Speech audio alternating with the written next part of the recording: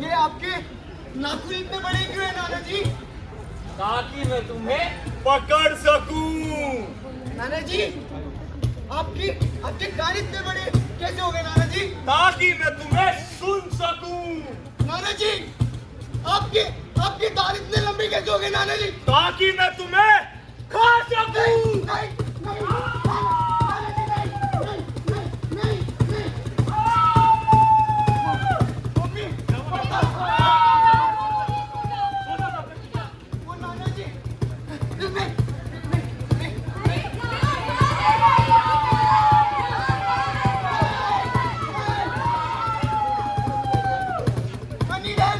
Please मुझे बचाओ, please मुझे बचाओ, प्लीज मुझे बचा लो, प्लीज मुझे बचा लो, प्लीज बचा लो मुझे, प्लीज मुझे कोई बचा लो, प्लीज माँ बाप के लिए उनके बच्चे बहुत खास होते हैं। पापा के राज दुलारे और माँ की हर सांस होते हैं। चिंटू का क्रिकेट खेल, चोट खाना या ट्विंकल का साइकिल से गिर जाना लोगों के लिए आम बात, पर माँ बाप के लिए घबराहट का एहसास होते हैं। सुरक्षित रहे बच्चे हमारे, हम सारा जीवन इसी आस में होते हैं। पर क्या हमारे बच्चे असलियत में सुरक्षित हैं? इसी के साथ गिब्स की नाट्य संस्था अभिनय आप सबके सामने प्रस्तुत करने जा रही है एक स्वलिखित, स्वरचित एवं स्वयं निर्देशित नाटक समझ। आइए देखते हैं, मजा आएगा।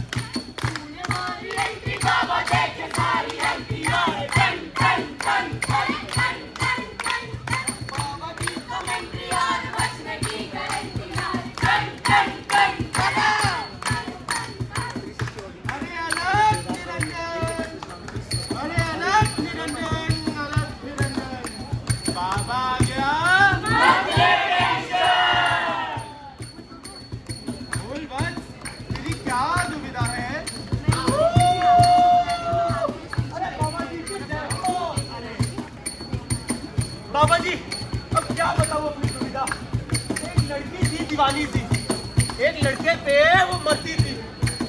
नजरें झुका के शर्मा के कलरिंग किया करती थी। कुछ कहना था शायद उसको, न जाने किससे डरती थी। अरे बाबा, it's a matter of love. पर प्रॉब्लम क्या है? प्रॉब्लम अभी बता देते हैं। प्रॉब्लम रे मामा रे मामा रे मामा रे मामा रे मामा रे मामा रे मामा रे मामा रे मामा रे मामा रे मामा रे मामा रे। आज मम्मी पापा घर पर नहीं है। आज मामा भांजी अकेले खेलेंगे। अरे ये तो मामा है। मामा देखो मेरी कलरिंग कैसी है। क्या कलरिंग करी है बेटी तुमने? क्या बढ़िया कलरिंग है। इसके तुम्हें गिफ्ट देना तो बनता है ना। लो चॉकलेट। अरे वाह। अरे पकड़ो। अरे पकड़ो। अरे आ जाओ आज मामा, यहाँ तो हाथ क्यों पकड़ रहे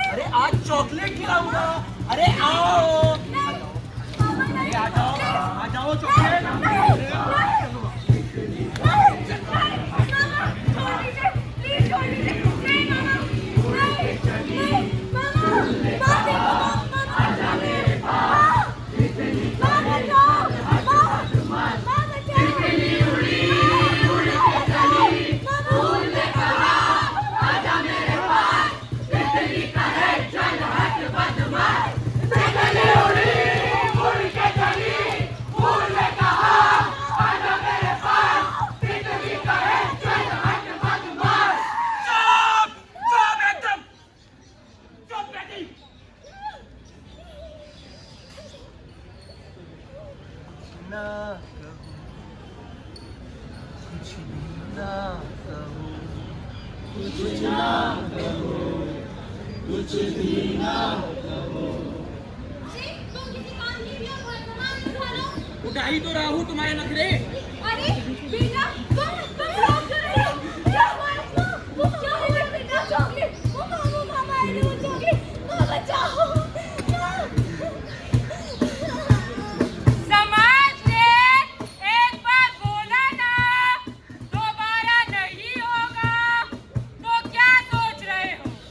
पुलिस के पास जाओगे? पुलिस के पास जाने का कोई फायदा नहीं।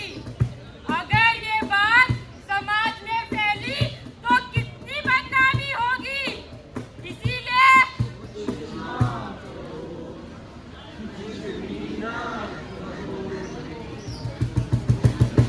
ओ माय गॉड बाबा बॉक्सू।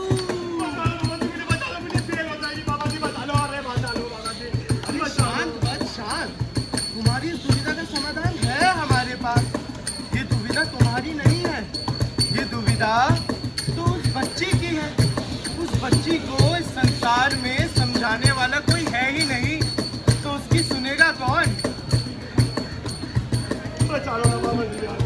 बाबा जी, बाबा जी, बाबा जी, बाबा जी, मेरे को बचा लो बाबा जी। बाबा जी, मेरे घर वाले मेरे समाज में सेफ्टी लगा, मेरे घर वाले मेरी शादी नहीं होगी, बच्चा नहीं होगा। बाबा जी, अरे शांत बच शांत। तेरी ऐसी भी क्या दुविधा है कमो? दुविधा दुविधा तो बता दूंगा, पर भागो, सही बच्चा लाया, भागो।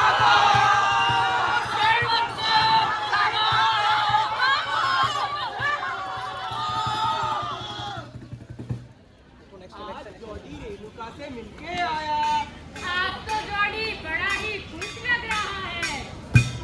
अरे अरे इनकॉग्निटो मोड क्यों खुल रहा है?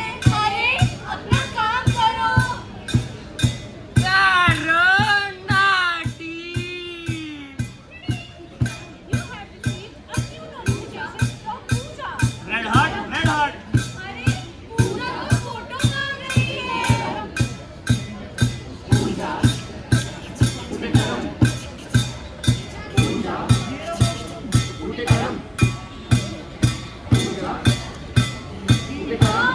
इसने तो फोटो भेज दी।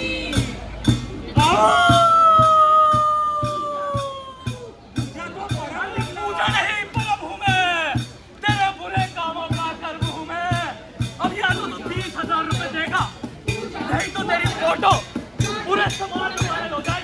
नहीं अंकल नहीं, मेरे पास इतने पैसे नहीं अंकल। अरे फोटो दे दे या पैसे दे दे, एक तो फोटो। नहीं अंकल नहीं, मेरे पास नहीं नहीं अंकल कहाँ लेके जा रहे हो? अंकल नहीं,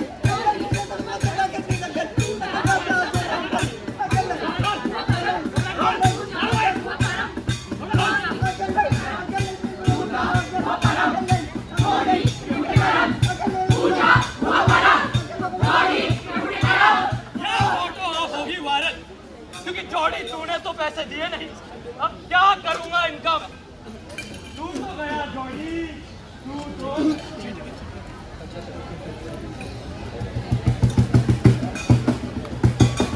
बाबा जी, ये करके आया हूँ। साइबर ठगी के बाबा, बता लो बाबा जी, बता लो बाबा जी, बाबा जी, बाबा जी, इन दोनों को बचा रहे हो तो मुझ पे भी कृपा करो बाबा जी, मुझे भी बचाओ बाबा जी। अरे शांत बच शांत। मैं तुम तीनों भेड़ियों को बचा लूंगा। और बाबा जी, अगर फिर भी वो कोर्ट चले गए तो? एकदम चुप। तुम्हारे बाबा की शक्ति वही शक करते हैं। तुझे भी बाबा की पार्ट टाइम जॉब के बारे में नहीं पता।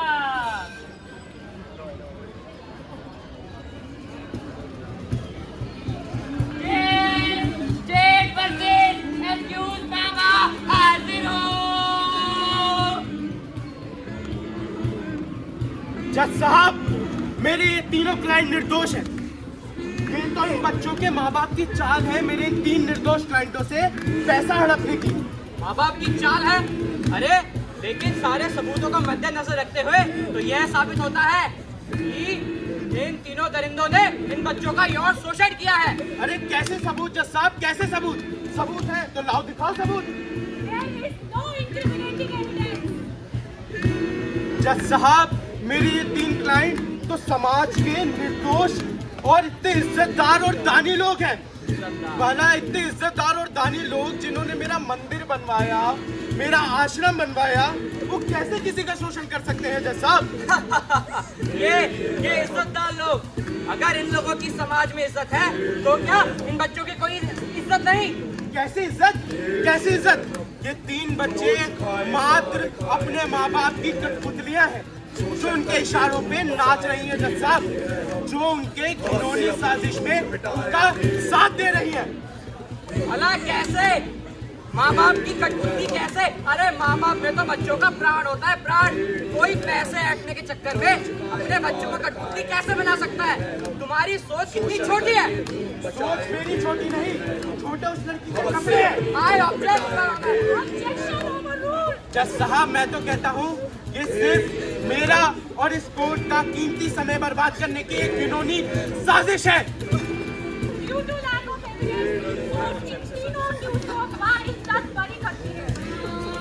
सदियों से यही रीत है, होती आई इन्हीं भेड़ियों की जीत है। कभी झूठ से, कभी सच से और कभी लालच से होती आई इन्हीं दरिंदों की जीत है। सदियों से यही रीत है, होती आई इन्हीं भेड़ियों की जीत है।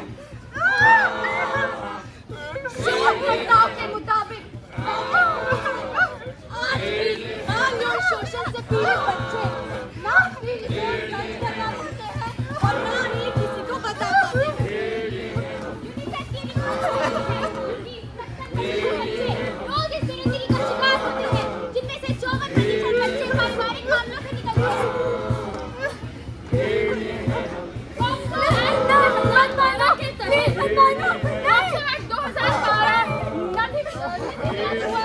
बच्चों एवं महिलाओं की सुरक्षा के लिए आईपीसी सेक्शन 375 के द्वारा कोई भी पुरुष किसी की सहमति के बिना या किसी बच्चे की सहमति के साथ एवं उसकी सहमति के बिना उनका यौन शोषण करता है तो वो एक कानूनी अपराध है।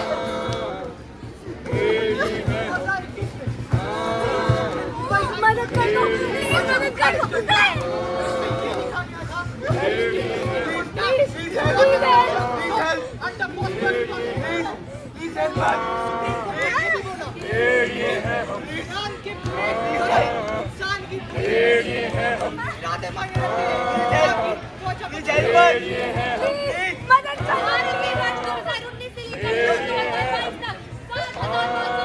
बच्चों का योग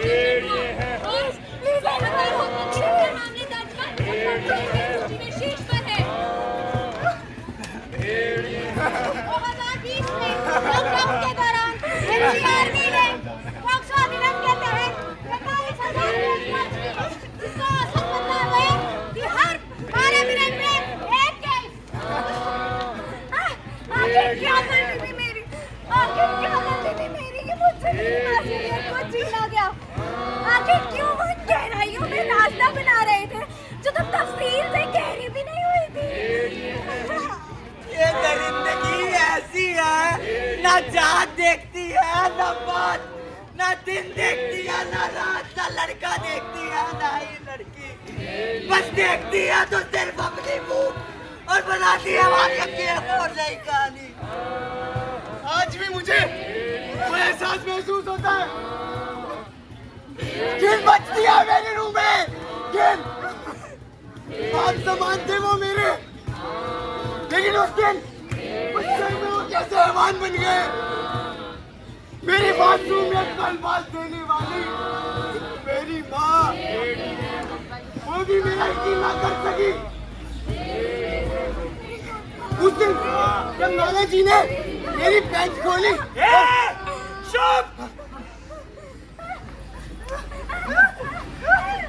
मत करो, नहीं, छोड़ दो, नहीं, मत करो, छोड़ दो, बच्चा, छोड़ो,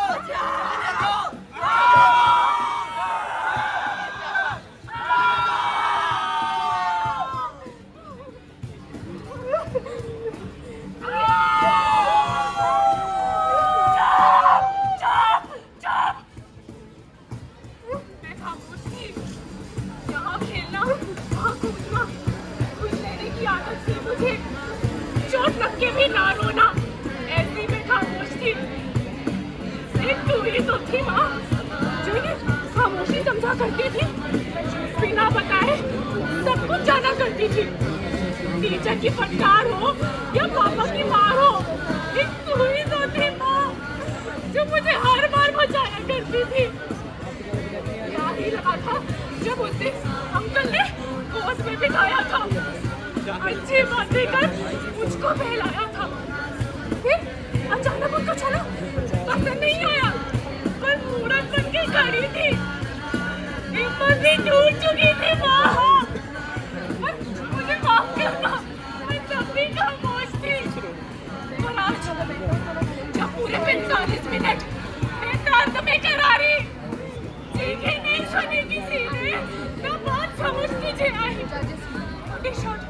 तुझे हो और उनसे बहता खून, हैवानियत की भी तौहीन थी, पर तुझे कुछ तकलीफ ना हो माँ, इसीलिए आज भी मैं खामोश थी। मैं हर बार खामोश थी, समझती हूँ, पर ताज्जुब तो तब हुआ जब ऐसी सारी हालत देख मेरी आज तू भी थी खामोश खड़ी। माँ!